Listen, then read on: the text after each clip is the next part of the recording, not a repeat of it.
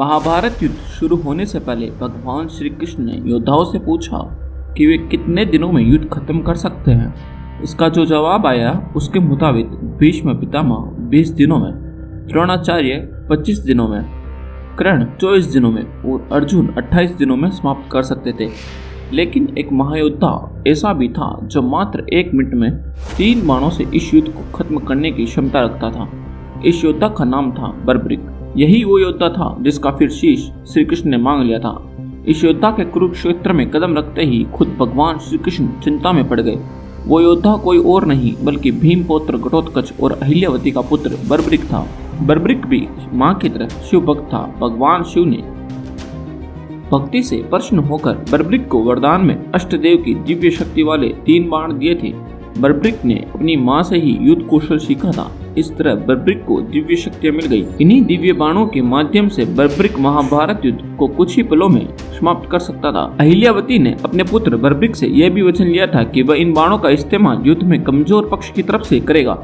वास्तव में अहिल्यावती को लग रहा था कि महाभारत युद्ध में सैन्य शक्ति कम होने से पांडव कमजोर पड़ सकते हैं। माता की आज्ञा पर बर्बरिक युद्ध में हिस्सा लेने के लिए रवाना हुआ। युद्ध तो पांडवों को ही जीतना था और कौरवों का कमजोर होना तय था। ऐसे में बर्बरिक कहीं कौरवों के पक्ष में युद्ध लड़कर सारा खेलना बिगाड़ दे, इसलिए भगवान श्री कृष्ण ब्राह्मण का वेश रखकर बर्बरिक के मार्ग में आकर उनसे मिले। ब्राह्मण ने पूछा, तुम युद्ध में भाग लेने अकेले जा रहे हो? तुम्हारी सेना कहाँ है?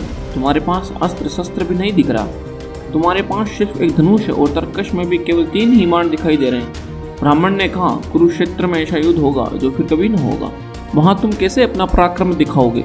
मेरी मानो लौट जाओ और जीवन का आनंद लो। बर्बरिक ने नम्रता से कहा, मेरी माँ के आशीष का अपमान न कीजिए ब्राह्मण देवता।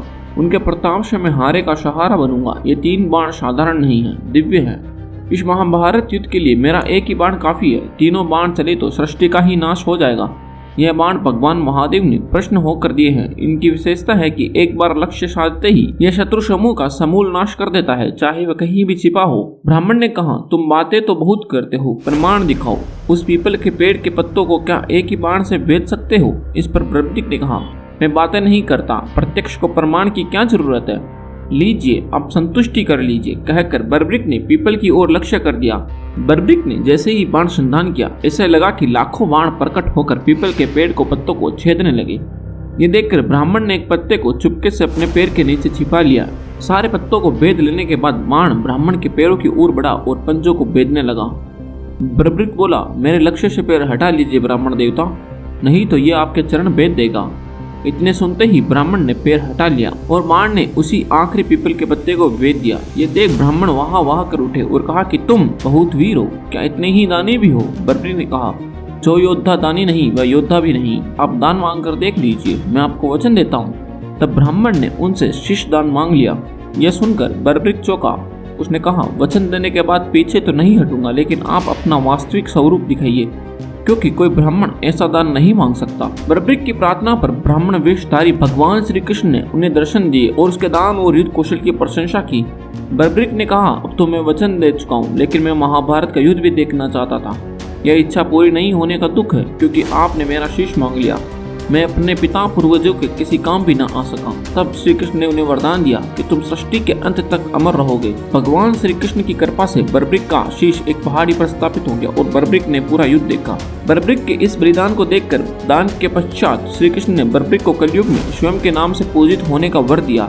आज बर्बरिक को खाटू श्याम के नाम से पूजा जाता है। जहाँ कृष्ण ने उनका शीश रखा था उस स्थान का नाम है खाटू। आपको ये वीडियो कैसा लगा कमेंट में जरूर बताएं और ऐसे ही वीडियो देखने के लिए हमारे चैनल को सब्सक्राइब जरूर करें।